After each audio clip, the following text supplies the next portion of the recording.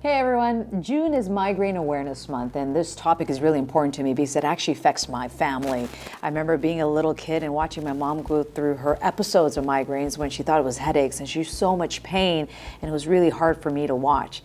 I found out that it affects women twice as much as men. It is the third most common disease around the world. So today we're talking to neurologist Dr. Lay to answer our questions about migraines.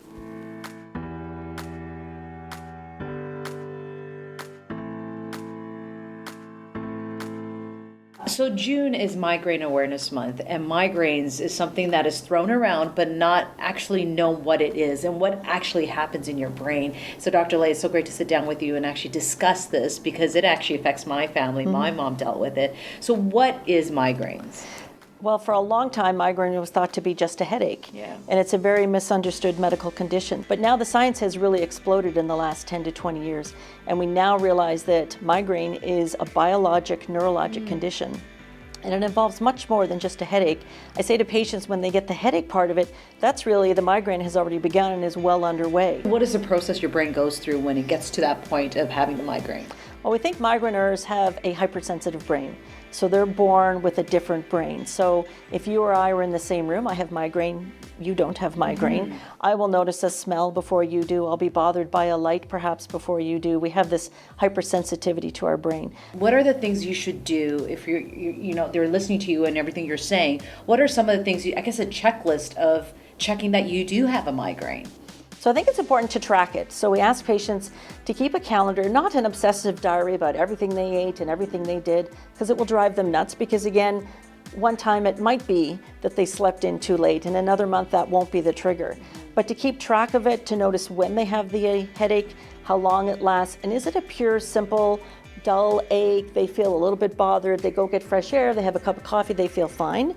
Or is it a headache that's more bothersome, moderate to severe, preventing them from doing their routine daily activity? But something happens in the migraine brain where now the migraineur is unable to ignore unimportant information. Is it hereditary?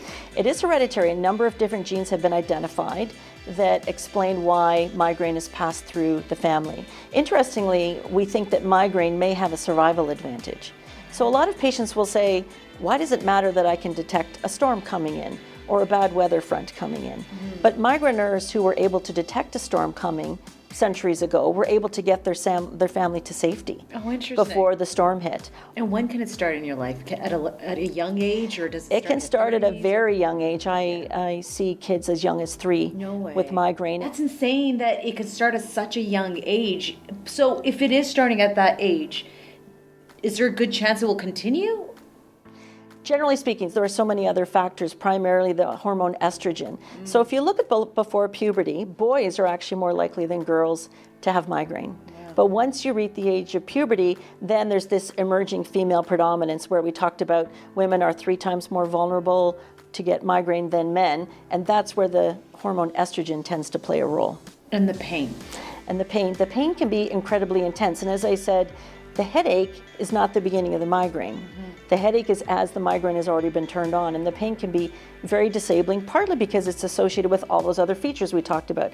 The light bothers you, sound bothers you, smells bother you. So someone who's saying they're having a headache at work and they're just really, if they're having that pain, how do you know the person is going through a migraine? Like, how do you have that empathy for somebody who is actually dealing with it? Because someone could just say, hey, I have a headache. Right. But the World Health Organization just identified migraine as the second leading cause of disability worldwide.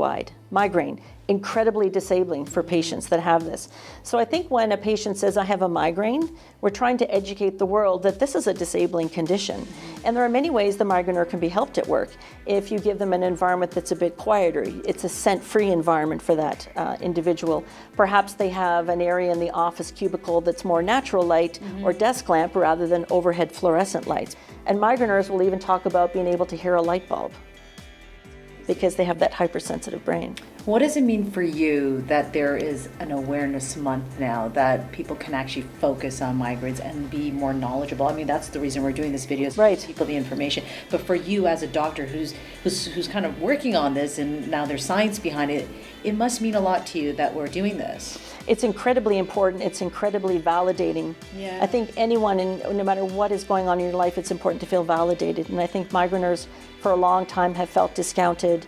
They have been looked upon as someone who was faking something, someone who wasn't strong enough, someone who wasn't powerful enough, someone who wasn't tough enough to get through. Migraineurs are some of the toughest people going, because despite that migraine attack, they'll still get to that work meeting, they'll still take their kids to the soccer game, they'll still make dinner for their family. They're very tough people. So the fact that we have an awareness month to educate the masses about this second leading cause of disability worldwide is huge. Thank you so much. I Well, learned thank so you. much. It's great I to be need here. to go home now and hug my mom after all those years. Yes, of watching your her mom. go through Your pain. mom has She was suffered. having headaches. She was having headaches. She was having a migraine. She's having a migraine. Wow. Thank you so much. Thank you. Thank you.